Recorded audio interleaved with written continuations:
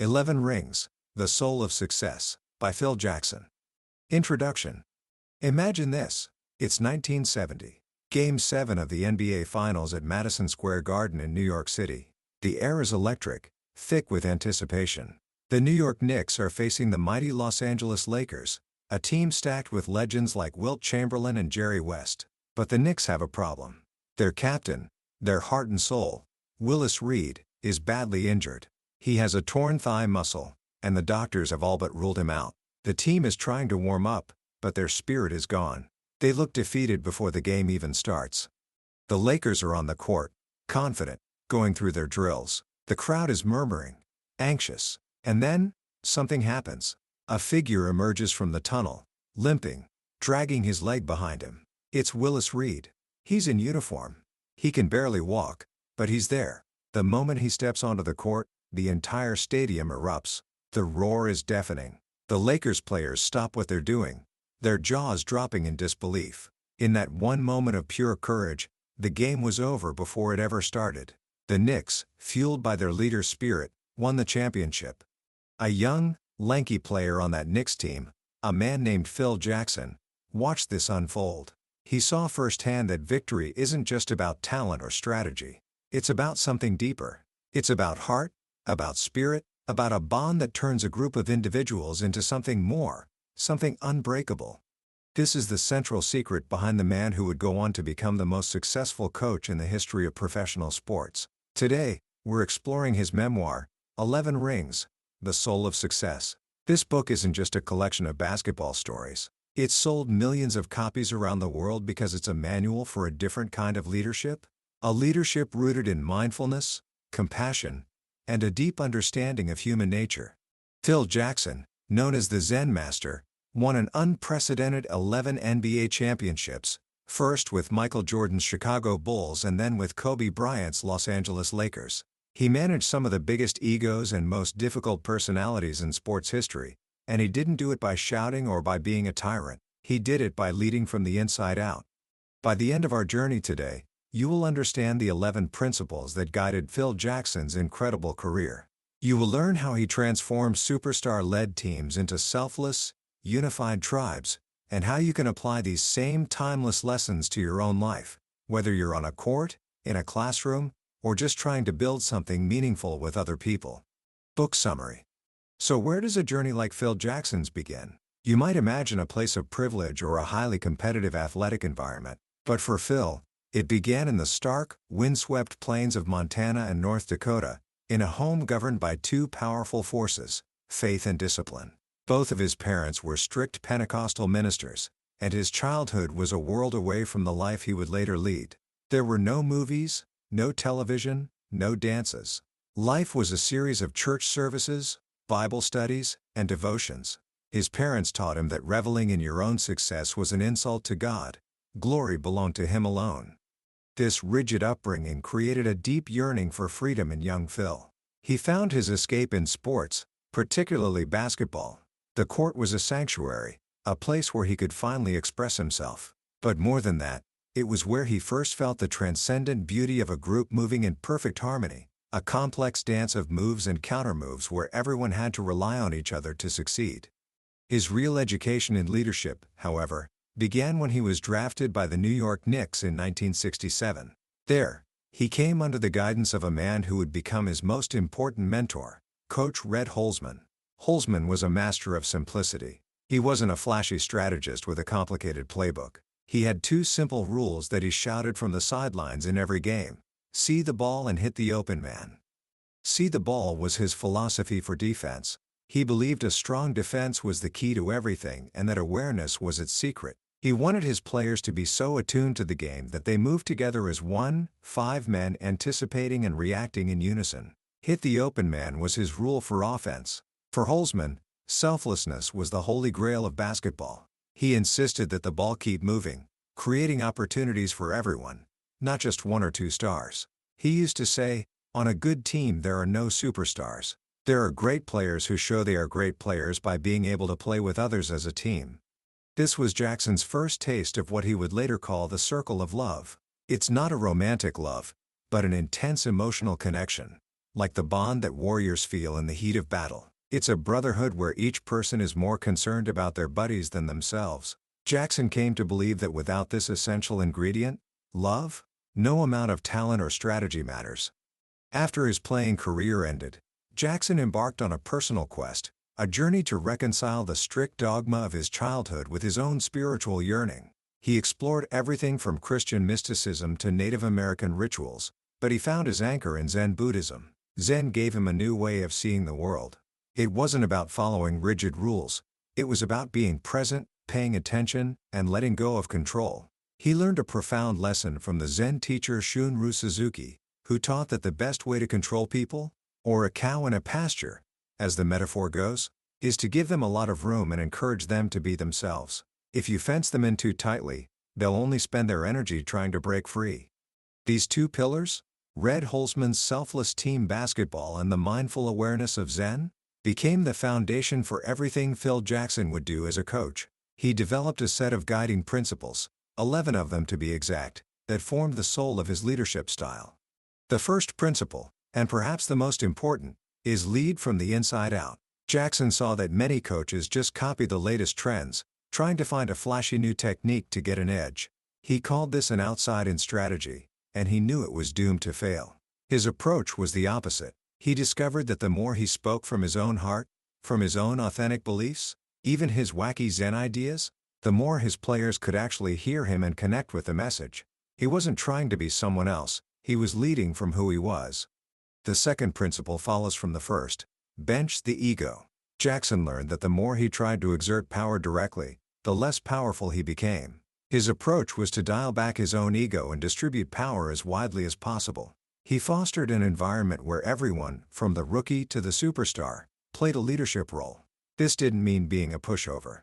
It meant freeing himself to become the keeper of the team's overall vision, creating a state of harmony and oneness rather than imposing his authority.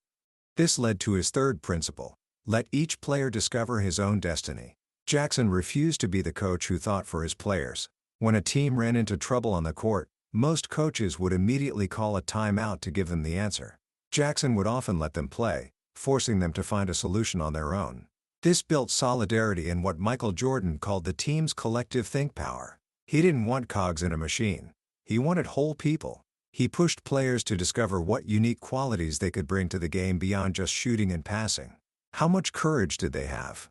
How resilient were they? This approach allowed players like Derek Fisher, who didn't have incredible physical gifts, to transform themselves into invaluable champions.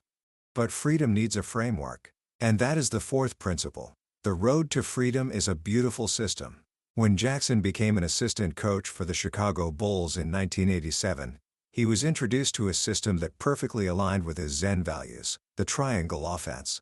Taught to him by his colleague Tex Winter, the triangle is a fluid, creative system of basketball that empowers every player. Critics called it complicated, but its beauty was in its simplicity. It's not a set of rigid plays to memorize. Instead, it trains players to read the defense and react together in real time.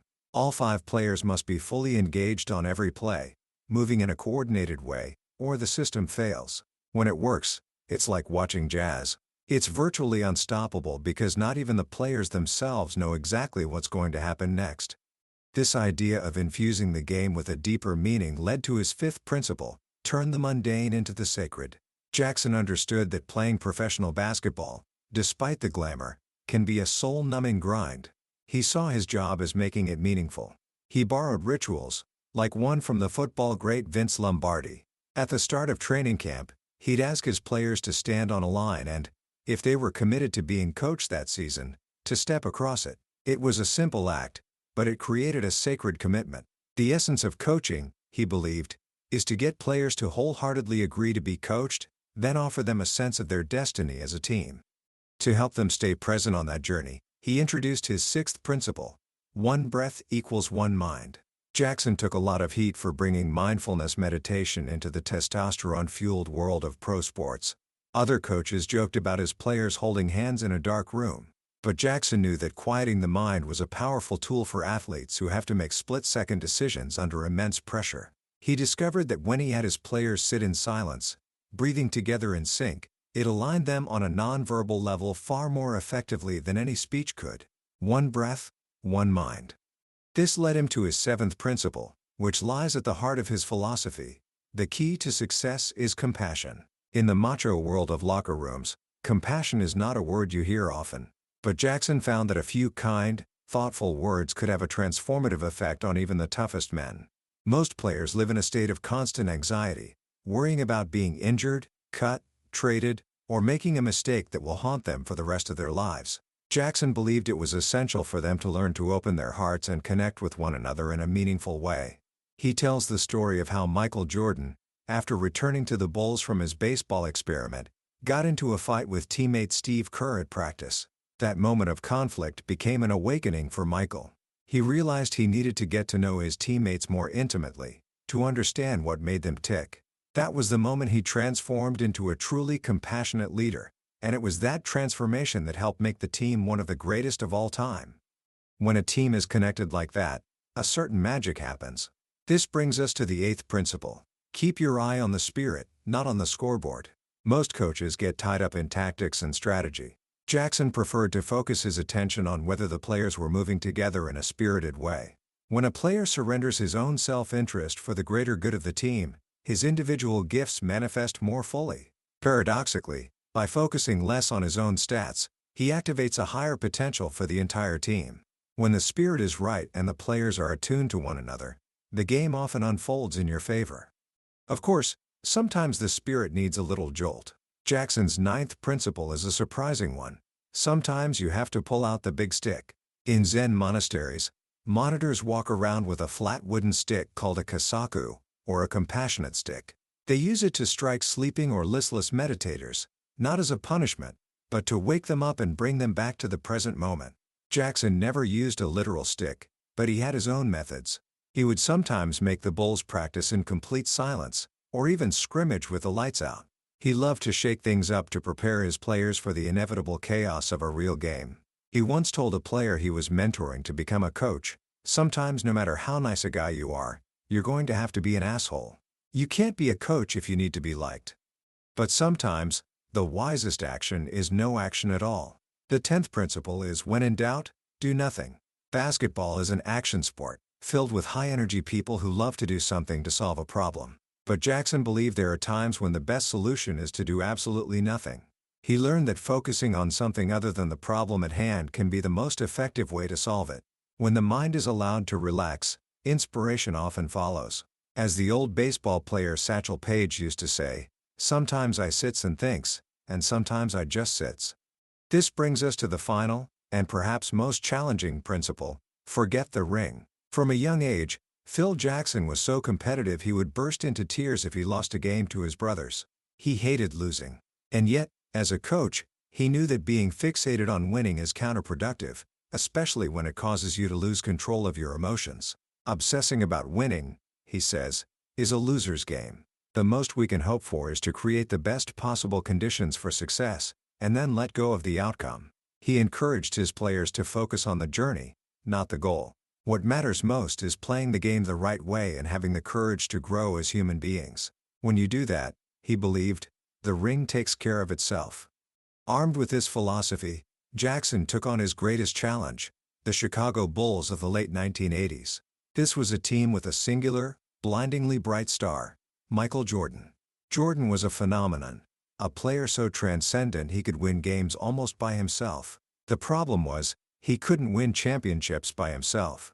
The Bulls kept getting physically beaten down by their archrivals, the bad boy Detroit Pistons. When Jackson became head coach in 1989, his mission was to transform the Bulls from a Stage 3 team, a collection of lone warriors driven by the motto "I'm great and you're not," to a Stage 4 team, where the dedication to "we're great and they're not" overtakes the focus on me.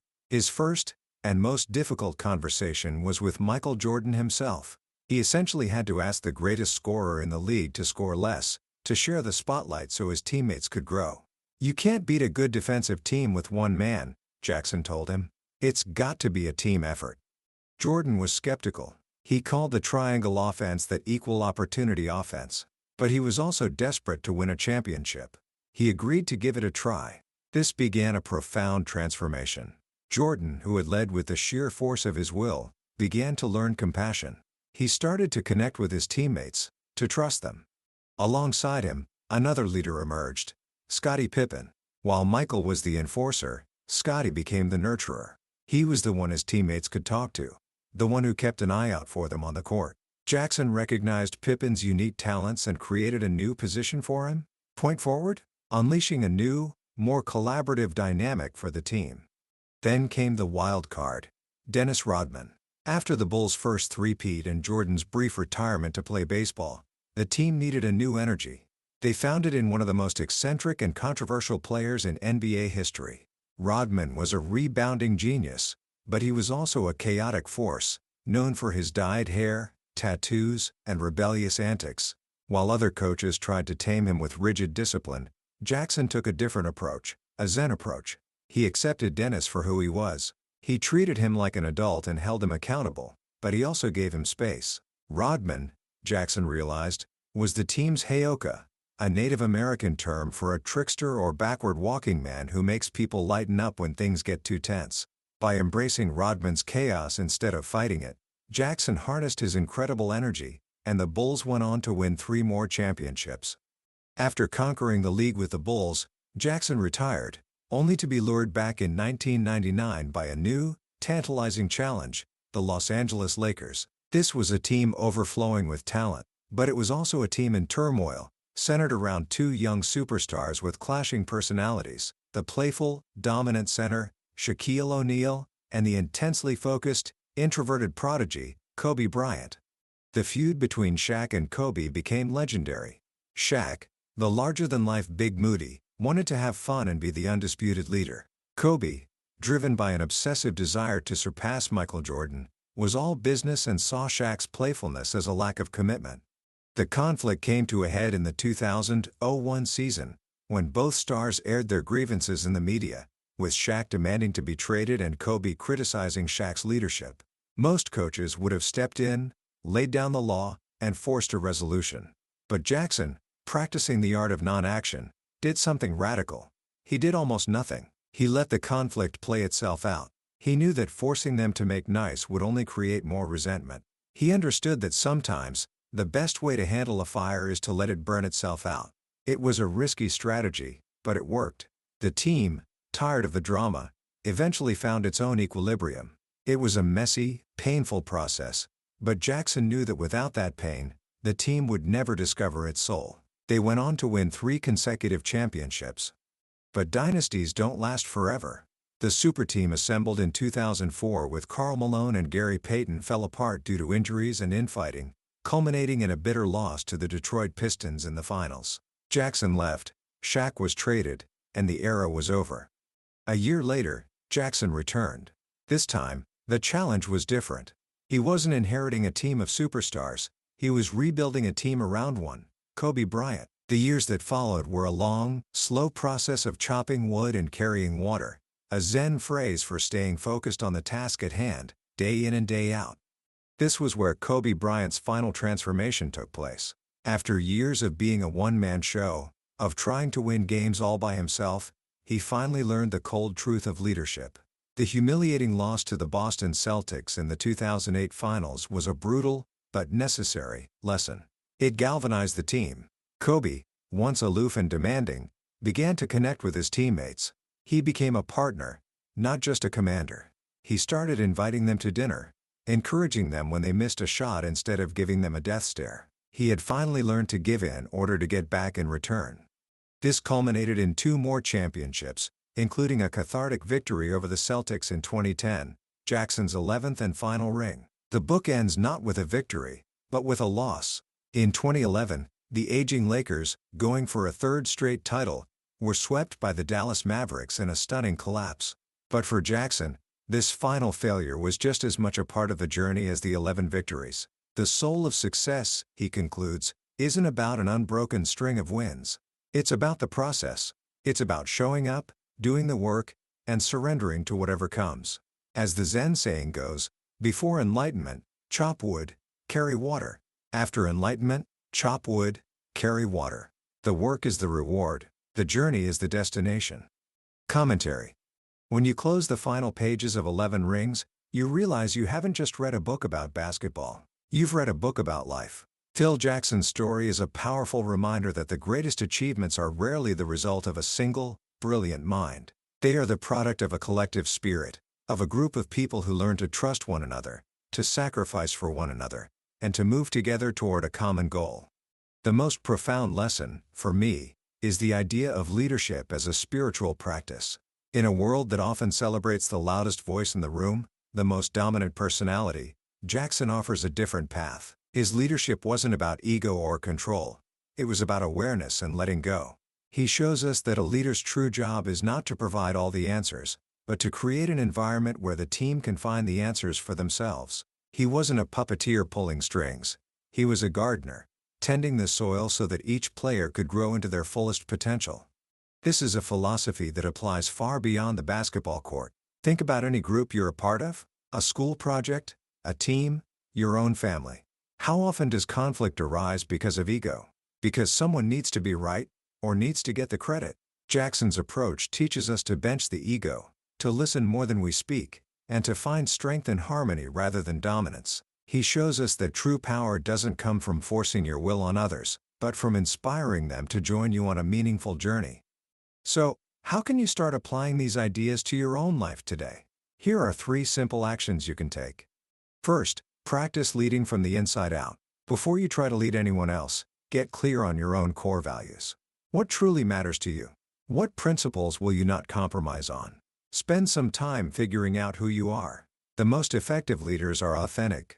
They aren't trying to be a copy of someone else. They lead from their own heart. Second, try to find the sacred in the mundane. Whatever task is in front of you today, whether it's homework, a part-time job, or a chore at home, try to do it with your full attention. Bring a sense of mindfulness and purpose to it. Jackson's genius was in transforming the daily grind of basketball practice into something meaningful. You can do the same with your own work. When you approach your tasks with presence and care, you elevate them from mere obligations into acts of self-expression. And third, when in doubt, do nothing. This is perhaps the hardest lesson to learn in our fast-paced world. We're taught to always be doing, fixing, solving. But Jackson teaches us the wisdom of the pause. The next time you face a conflict or a complex problem, resist the urge to react immediately. Take a breath. Sit with the discomfort. Allow the situation to unfold a little before you jump in. You might find that the best solution reveals itself when you stop trying so hard to find it. That was a summary of 11 Rings, The Soul of Success by Phil Jackson. We've explored the core principles and stories that defined his legendary career.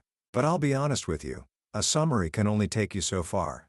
The real wisdom of this book is found in the quiet moments of reading it, when one of Jackson's Zen parables or a simple story about Michael Jordan resonates with a challenge in your own life. This summary is your map, but reading the book is the journey itself.